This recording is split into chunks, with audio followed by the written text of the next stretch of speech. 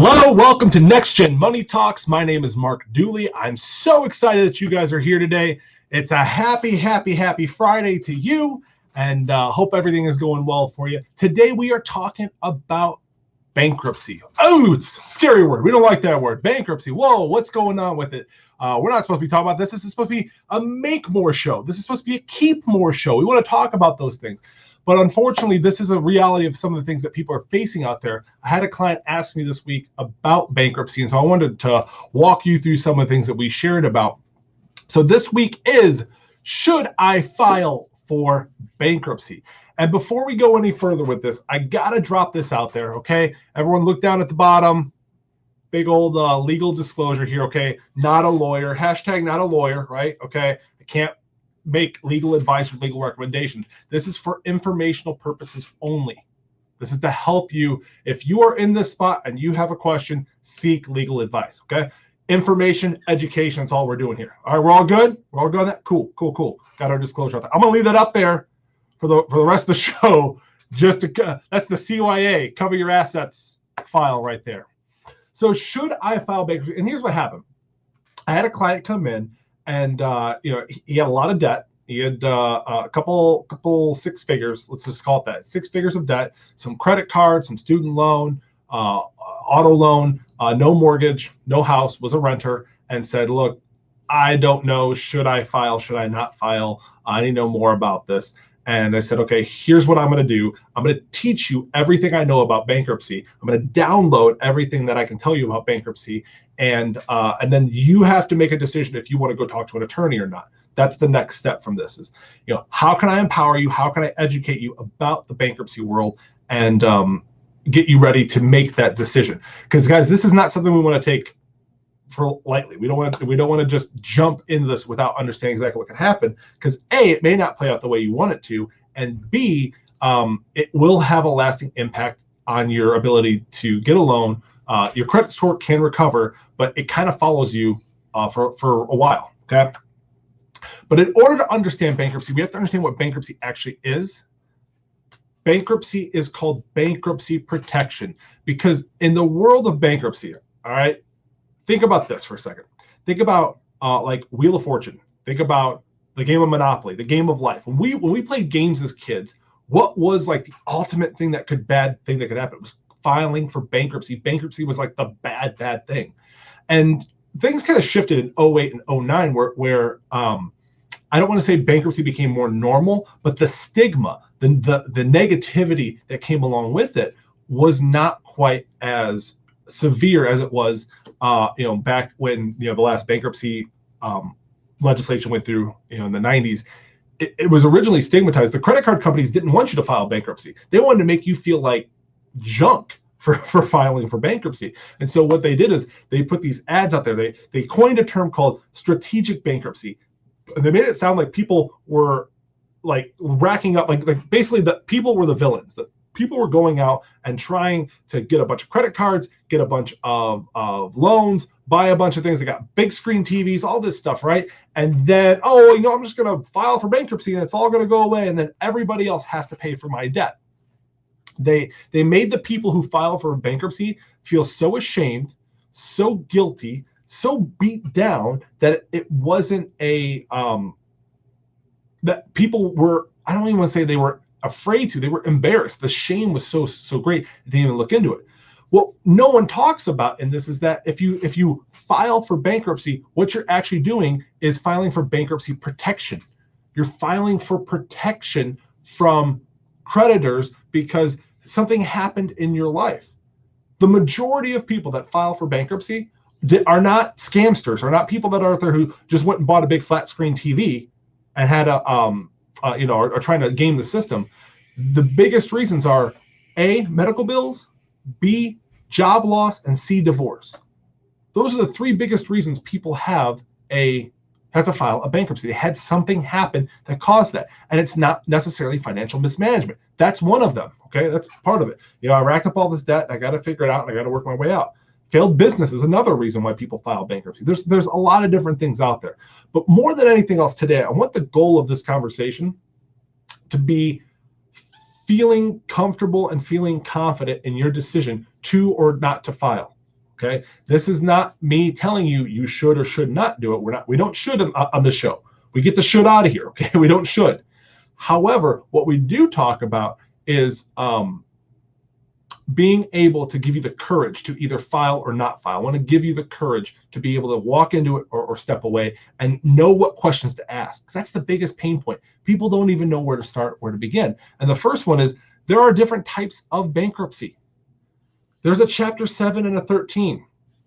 Chapter 7 is the like wipe it all away type of bankruptcy. If you're filing for 7, then you have requirements like you have to have a certain below a certain income, but below a certain asset level. You're not keeping things. Obviously, talk to an attorney on these things to see what those asset levels are. They can vary based upon household size, state. Like everything is subject to change and do on here. So these are the things that you want to talk to an attorney on. But the 7, everything gets wiped away. On the 13, they say, okay, you make enough to be able to repay some of these debts. However, at the end of your repayment period, whatever's left at that, it gets wiped away. And so 13 is like a restructuring of your debt. 7 is just a debt forgiveness. We are forgiving the debt. And credit card companies, and just, I don't want to say credit cards, anyone who does a loan is really, really, what's the word? They've accounted for what's called default risk. When I take a loan out and I don't pay it back, there is a chance, when I take a loan out, there's a chance I won't pay it back. They account for this. The banks, the credit card companies account for this. It's called default risk. It's built into the credit score. It's built into the interest rate. So that thought that, well, all of us are going to pay for people when they default. No, we already are. We're already paying. It's already happening. So, bankruptcy is something that's out there that's designed to be protection for people in that situation. Now, attorney's going to tell you which one to look at, 7 and 13, but be aware that there is a difference between these. Chapter 7 usually happens a lot faster because you're basically saying, I have nothing, I make nothing, please wipe away my debts, please forgive my debts. Chapter 13 says, well, I have things in my life I want to keep, but I want to make payments on it, but I need to get all these creditors off my back. I need to stop getting the judgments. I need to get all of this restructured. It's a restructuring of the debt. Chapter 13 can take years to do. And the scary part about the Chapter 13 is that a majority of them do not ever see it all the way to discharge. And discharge means that you've reached the end and your debts have been forgiven. You have the quote unquote clean slate at that point and move on from there. A Chapter 13, I want you guys to think about this for a second. 36%, 36.5% of Chapter 13 cases result in a discharge. 1/3 of Chapter 13s get discharged. The other 2/3 mean that they didn't make it to the end, which means their debts weren't forgiven. So they either A, they have to file again, or B, all the money they've paid up to that point, they didn't get the result they wanted. Now you got to talk to an attorney to understand exactly what this means. But I want you to be aware, if you're going to make the decision to go do a 13, you want to understand exactly how much it's going to cost you over that time. Lawyers' fees can change in this thing. And that's the other thing that we don't think about. There are 2 types of fees and costs when it comes to filing for bankruptcy. There are court costs and there are attorney fees. So think of it this way. You have court costs over here. You have attorney fees over here. Court costs get paid no matter whether you use an attorney or not. Attorney fees get paid straight to the attorney and are a part of it. You have to merge those 2 things together. You have control over one of them. You cannot control what the court charges you. You can control what the attorney charges you, depending on what attorney you use and how they structure the deal. There's a reason why some attorneys will come out and say, we offer bankruptcy with no money down.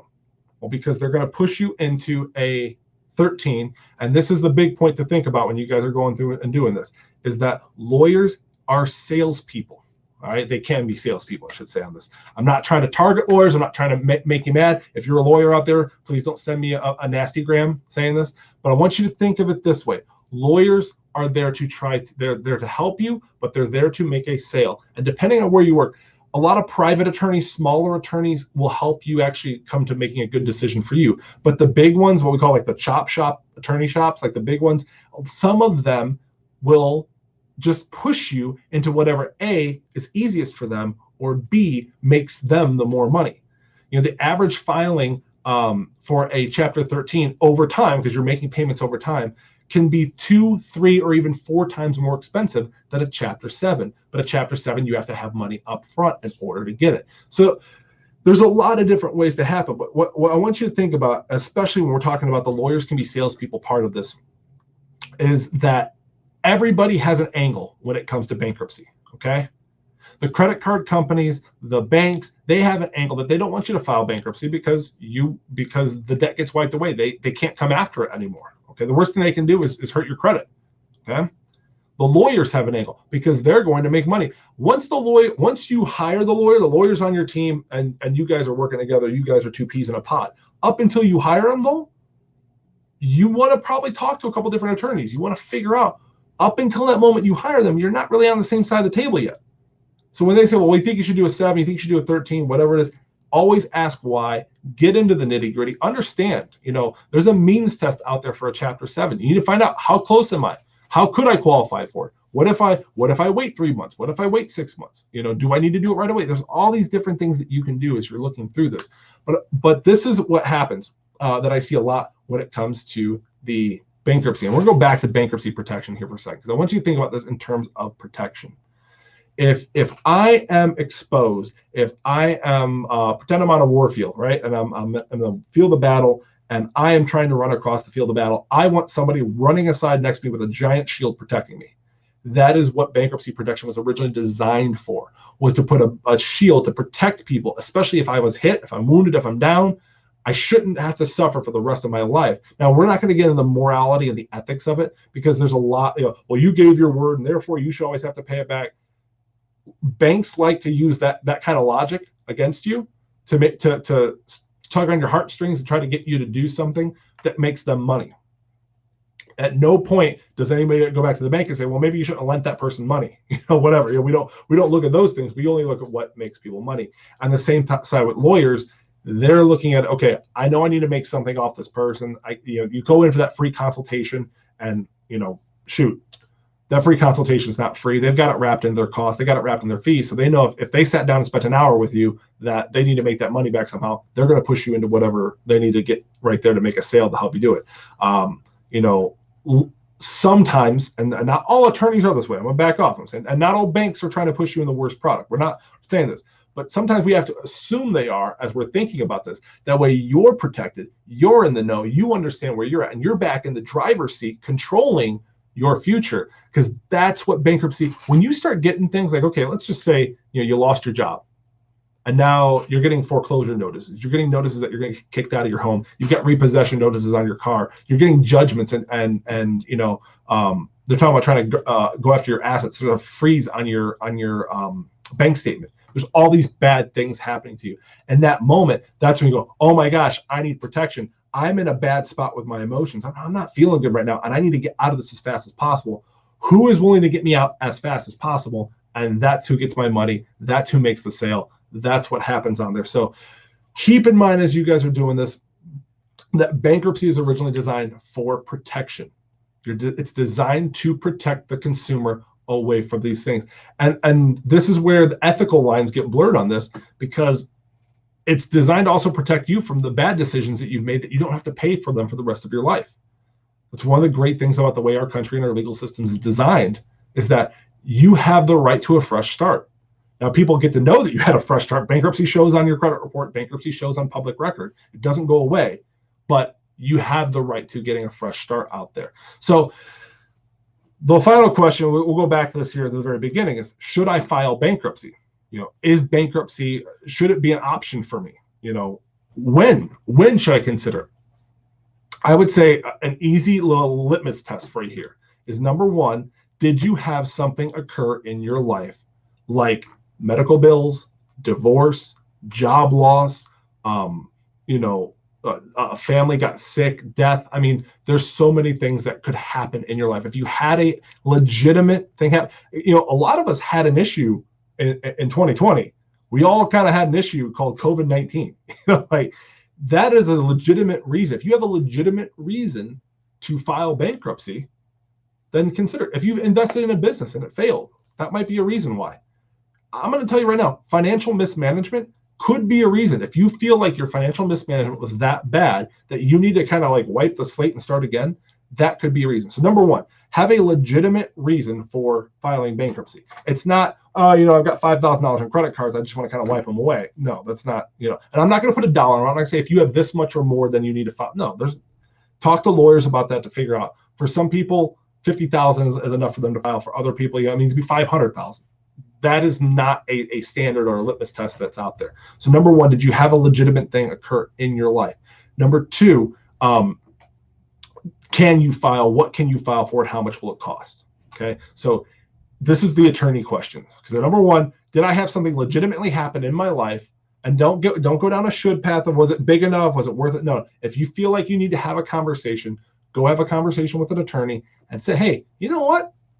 I did have something happen in my life. I did have something happen that, I think I need to go talk to somebody and figure out if this is an option and what the options are from that. Because I'm going to tell you, very, very successful people have filed bankruptcy and rebuilt their lives after it.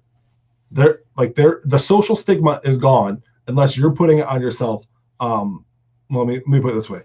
Unless you're allowing a bank, a credit card, for some of you, it might be a spouse or a pastor or somebody else in your life that's telling you, shouldn't really do it. And I'm going to get real here for a second on here. I went through Dave Ramsey's Master Financial Coach training. I am a certified Dave Ramsey Master Financial Coach. When it comes down to it, some of the people that I went through and did training with and talked to about it, bankruptcy should have been a conversation at some point. And what happened is they spent, 10 to 15 years clawing and kicking their way out, living on the dog food diet, living on way below their means, trying to get out when they had a legitimate bad thing happen and they were willing and they could have gotten out a lot faster using this. That is a personal choice. If it's important to you to do it that way, go for it. I want to encourage you, stick it out, keep going for it. Don't feel like you have to file bankruptcy just because you had something happen. Go through it. But what I didn't like was that I was trained to tell people that it's never an option. I was trained, obviously they say, oh, you're not a lawyer, you can't tell people what to do. But basically there was you took out the debt. So you took out the debt, you really should pay it back. I've coached people in the church space. I've worked with people that, go to the same churches, not my current church or previous church, that have asked me, hey, Mark, how do you feel about this? And I'm going to tell you right now, your bank, your lender, okay, if you look in your contract, go home tonight. If this is something that you're thinking about doing, if you're curious about the moral and ethical things about it, go look in your terms and conditions of your credit card. Go look in the terms and conditions of your loan, and you will see a whole paragraph about the word default. Okay, because they're going to say, I had a pastor tell me once, well, they signed an agreement and their word is their bond, therefore they should do it. Well, no. Even in that agreement they signed, it even said, well, if I can't make a payment anymore, here's what happens. Like, it's part of the terms and conditions. It was in the terms and conditions. It was part of the deal. So just think about that as you guys are going through it, that more than anything else, take the shame, take the guilt, take the frustration. It's a highly emotional subject. Try to boil it down as much as possible and seek competent legal opinions on this, okay? I hope this was helpful. I hope this was beneficial. I got a couple comments coming in. Matthew Dooley is my brother. He was a former bankruptcy attorney as well. He had one of the bigger practices in Lake and Porter County out here in Indiana region. So yeah, I'll bet you he has some stories he can tell you about attorneys doing some things that happen in the bankruptcy field and bankruptcy practice. And like I said, there's good ones and there's bad ones out there. Interview multiple people and help them get to where they need to go. He says on here, court costs may include trustee fees as well.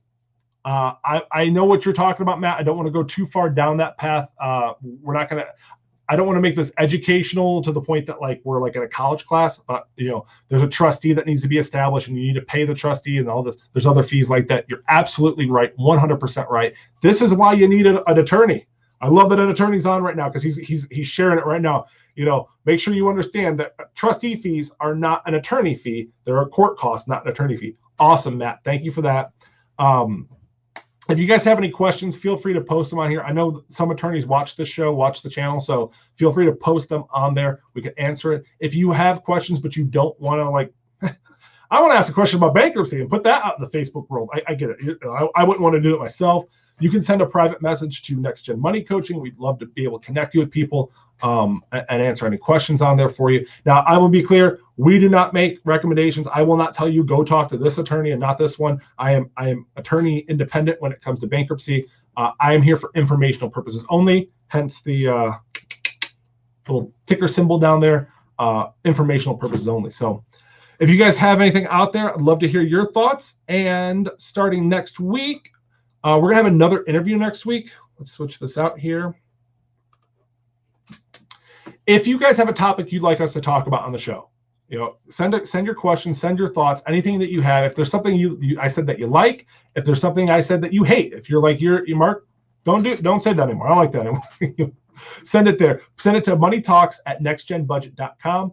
Love to hear from you. This is where I grab my content for talking about my shows, the things that I research, things I put out there, all come from the comments you guys have, the conversations I have with you on there. Next week, I mentioned we're going to have an interview. I'm going to have a fitness coach come on here, health and fitness coach come on and talk about, because guys, money is just like health and fitness. It is like two sides of the same coin. If you can get one down, you get the other one down real quick. And so he and I share a lot of the same ideology when it comes to behavioral change, pattern change, things like that. It'll be a great show. We got it all lined up for you here. I'm going to put his name in the link in the comment section so you guys can see that.